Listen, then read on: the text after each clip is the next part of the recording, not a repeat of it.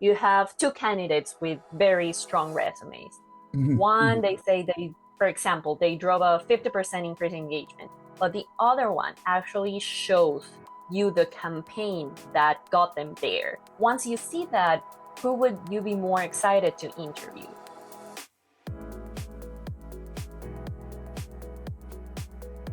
Gina, great to finally meet you. Thank you for taking your time to do this call. Thank you for inviting me, Gren. Absolutely. So, for people who don't know you, can you explain a Hmm. little bit about your background in marketing and now career coaching? Sure. Well, actually, my career has been built into key pillars, which is marketing and remote work. And they've Hmm, both hmm, given me the freedom to grow in ways that I never thought it was possible. So today hmm. in my 9 to 5, I lead social media and marketing at arc.dev. And I also manage a team of two social media marketers. And in my 5 to 9, I run what I like to call the remote marketer. That's where I help startup marketers land remote jobs. For a bit of context, I'm originally from Mexico, but actually have been working remotely for almost 6 years now, based in Mm, Taiwan. And that remote work aspect, it really changed everything for me. Like, I went from being mm. stuck in an office job to just building a career on my own terms. And I've seen so many talented people held back by these rigid work structures, Mhm, and mhm. especially non-native English speakers who oftentimes feel their options are limited in an Oh, English yeah. dominated world. So Mhm, I know that mhm, struggle because I've been there before.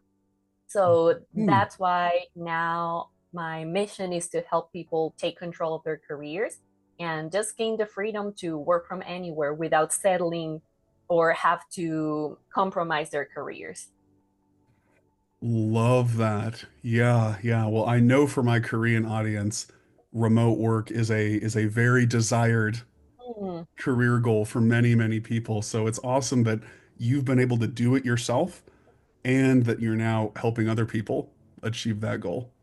So one of the reasons I wanted to have this call with you is you made a post a while back on LinkedIn where you were yes, talking about at your 9 to 5 how you review applications because you get yes. marketers applying to your main company. You're the one that goes through them and decides who gets interviews. And something that really stuck out Mm, is you said only 5% of people include a portfolio and mm, how effective that is at standing out early on in the hiring process. yeah. So, for people who aren't familiar, what is a project portfolio and maybe how is it different from your resume or a cover letter? Sure. So a project portfolio is a showcase of your best and most relevant work. So it's Mhm, not a copy of your resume or your cover letter. mhm, So you can mhm, think of it like your resume is a list of all your experience with impact and context. And then the cover letter usually addresses gaps and tells a story. You can also add a little bit of context to your resume. But a portfolio is a visual proof. It shows rather than mhm, tells what you can do. So if mhm, you put yourself in a hiring manager's shoes, you have two candidates with very strong resumes. mhm, One, mhm, they say they, for example, they drove a 50% increase in engagement, but the other one actually shows you the campaign that got them there. So mhm. who The would you be images in the more portfolio. exactly? And once you see that, who would you be more excited to interview? So I think for me, my advice is always like, if you want to stand out, you don't just say what you did, you actually prove that. And that's what Mhm, the portfolio mhm. is for. Absolutely. That is a fantastic tip. Yeah. When all else is equal, if the Mm, candidate shows the proof, shows the value they've created with images, with statistics, with data, it's going to make a exactly. better impression for sure. Exactly. And so, should this be probably a slide deck then?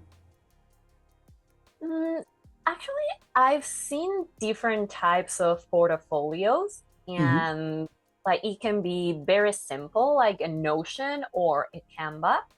But if also it depends on the type of role. For example, if you're a Hmm. developer, probably a GitHub, where you have all your coding projects, maybe some mockups will work best for you. But if you are a designer, I think a website would be Oh, sure, sure. a better choice for you. So there are really like different ways. And if you want to go for a website, it can be like no code or low code. Like you can use WordPress, you can use Wix. So very simple tools.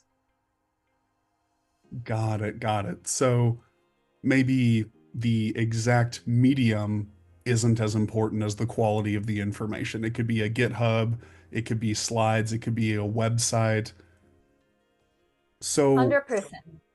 I great. think like you don't need to compromise the quality of the portfolio for the sake of maybe quantity or visual design.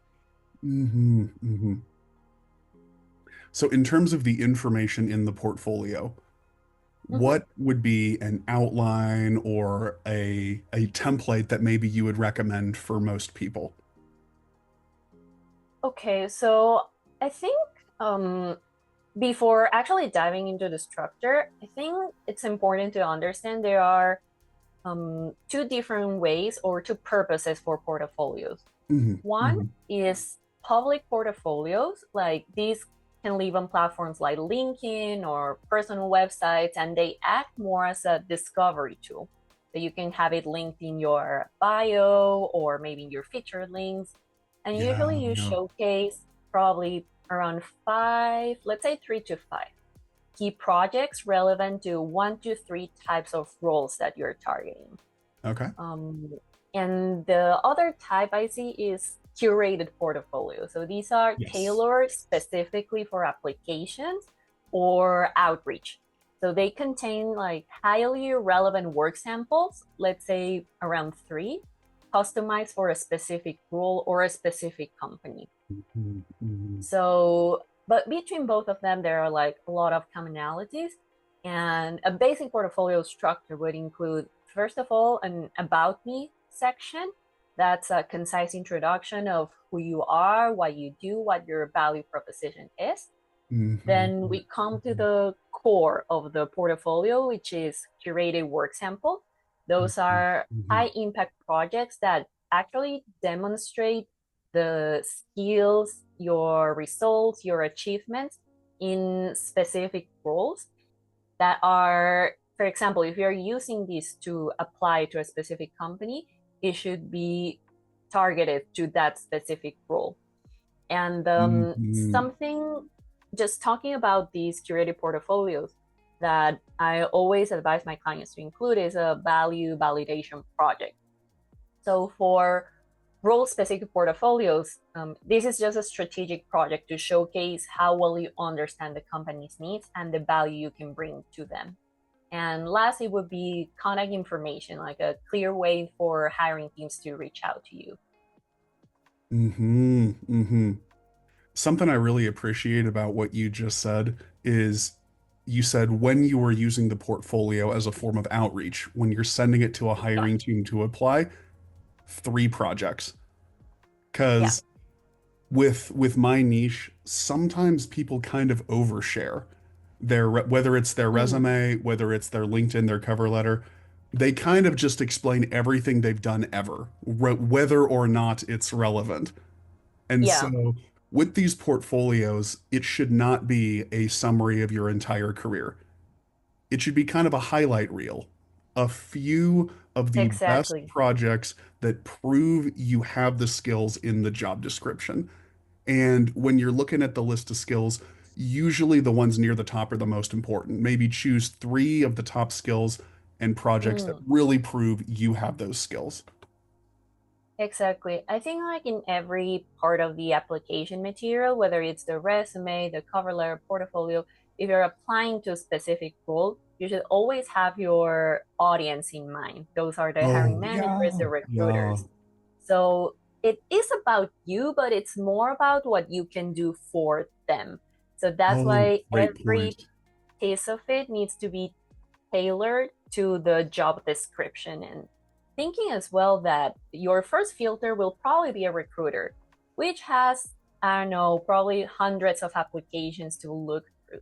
Hmm. So how do Hmm. you make sure that they're looking at the right information in like the fastest way possible? So yeah, that's why Hmm. some people say like recruiters or anyone has 6 seconds to look at your resume.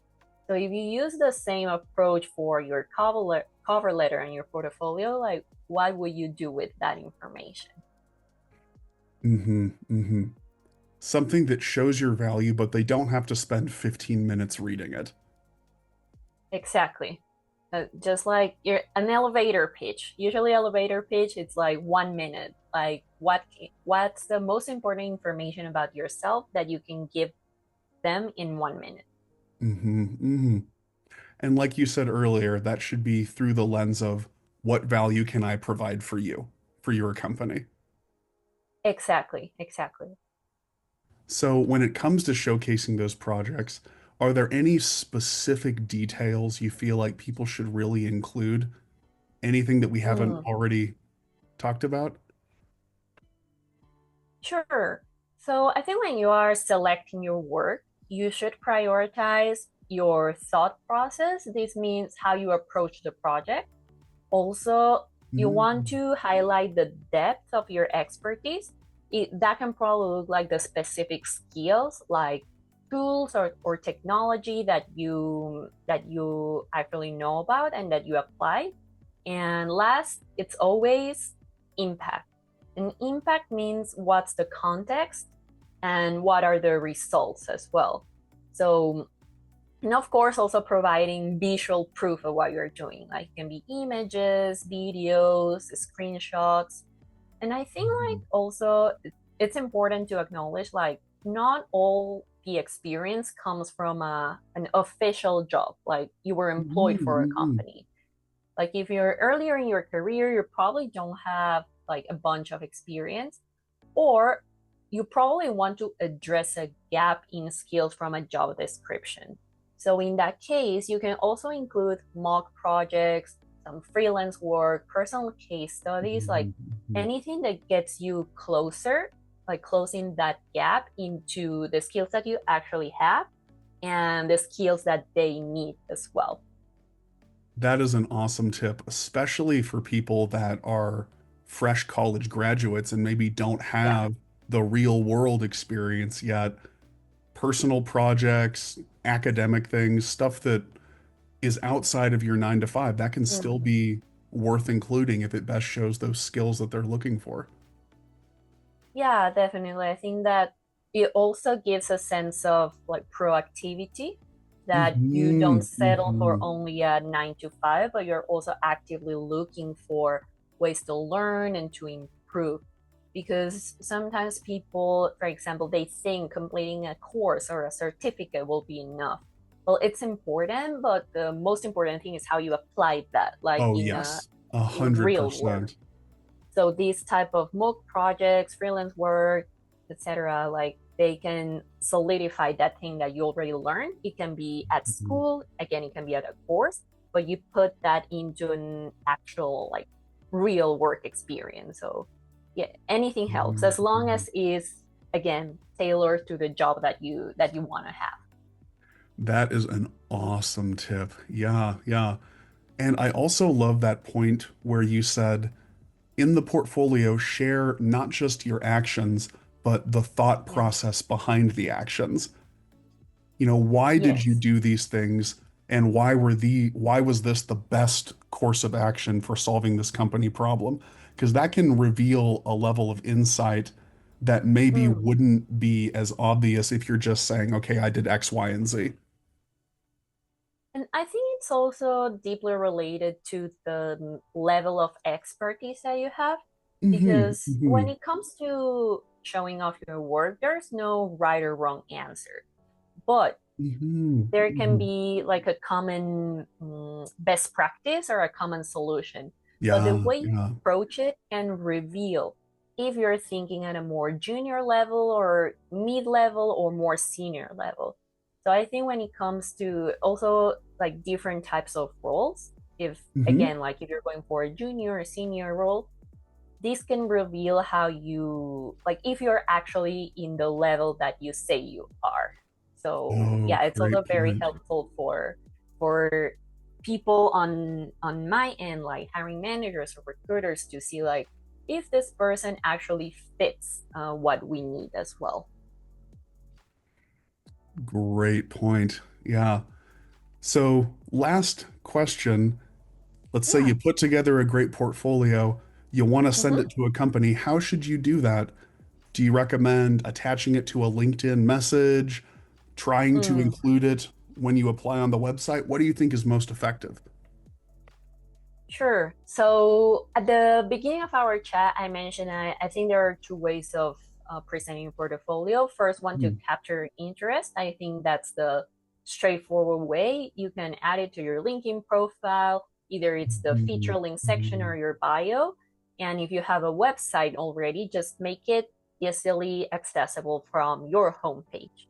But when it Totally. comes to a Yeah. specific role and you're doing this outreach, the most important thing is like include it in your initial application. Like we part Mhm. from the assumption that you're actually applying to the job on their company page. Attach that along with your resume and your cover letter, because that's the easiest way for recruiters to see your complete application package, and you make sure there is a cohesive story between all these materials that you are submitting. And then when you're reaching out to key contacts, even if it's email or LinkedIn, which you definitely should be doing, like alongside Mhm. submitting an application, you should be reaching out to people. You can also attach that directly. So you need like the basics of a clear and concise message, like probably showing three highlight reels like in a text, but also say like if you want to learn more, if you want to see more about these campaigns, you can check out my portfolio here, and just add a Mhm. short link as well. That's a great strategy. So send it in your initial application and Yeah. also try to get it to a person on LinkedIn. That's going to maximize the chances that somebody sees it and takes the time to look at it. Exactly. And not just one person. I think there should Yeah, be yeah. at least like 4 to 5 key contacts you should be reaching out to.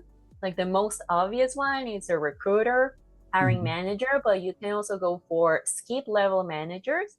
You can go for teammates, like people on the same team, or Mhm. people working maybe not on the same team, but in the same company. And Sure, sure. one more contact that not many people think about, it's former employees, because you never know if Interesting. this Yeah. person actually like still keeps maybe a relationship with someone inside, and in the end if they like you, they may refer you. So I think there are at least 5 people that you can reach out to Mhm. and Mhm. attach your portfolio as proof of your work. And again, I think like if I were receiving this outreach, if I see your portfolio, it would be more convincing if I were to make a referral that if I don't see proof of the work you've done. Great point. Yeah. And if you get that referral, the chance that a hiring member is going to look at the portfolio goes up by quite a lot. Yes, exactly. Because then it makes also my job easier to go to the hiring manager or whoever is a key decision maker to say like, oh, you should look at these proof of their work to convince them. So Yeah, yeah. yeah, I think definitely right now the least you can do is just sending your resume.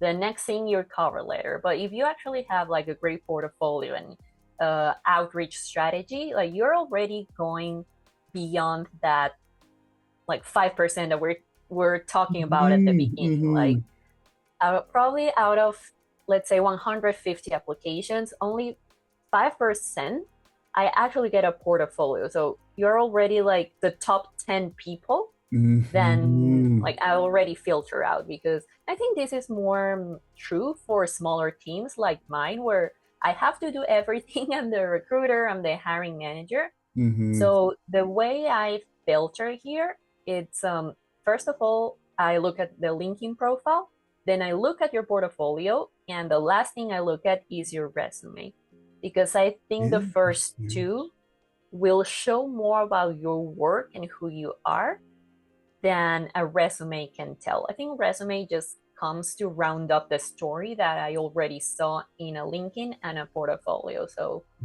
and I Mhm. may be biased because of the nature of the roles I hire for, which is marketing. Probably will be different for other recruiters, other type of roles. But yeah, in a nutshell, if you want to stand out, you need to have a strong portfolio. Great advice. Love that. So, Gina, where can people learn more from you? Sure. So basically, you can connect with me on LinkedIn at linkedin.com/ Gina Sapien, Sapien, where I share career advice and remote work insights Monday through Friday. And I'm also on Instagram actually at I'm Gina underscore the career coach. Very cool. And I know you have some career consulting services for people, especially people interested in securing those remote roles. What do you feel Yeah. makes you unique or makes you special as a career coach? Sure. I think the first thing, you just get the best of both worlds, I like to say, because as I mentioned, I run end-to-end recruiting processes. So you can think of me as a recruiter, but I'm also a hiring manager, built and led marketing Mhm. teams for four Mhm. years already. So you get that experience again from a recruiter, a hiring manager, and ultimately as a mentor and a coach. So I know exactly Mhm. what companies are looking for and how to help you get that. And I mean, I can keep going on reasons, but another part is like there are many career programs that are focused on mindset shifts, and Mhm. that's important. But actually, my approach is more tactical and strategic. I Mhm. just Mhm. don't share theory by itself. Like I focus on that you get the work done and get results. So for context, some of my clients have landed interviews within 4 weeks and also job offers under 2 months. Um, Mhm. yeah.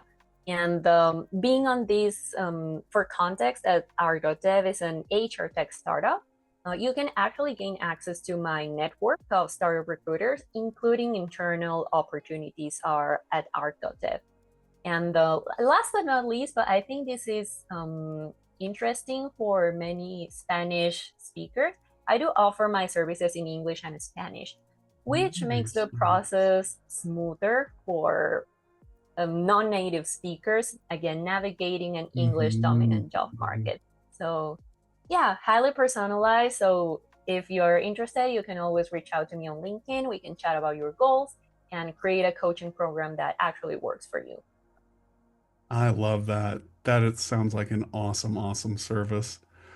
And Thank you. I completely agree about the mindset. I think it's very hard to improve your confidence if you don't actually improve your strategy first.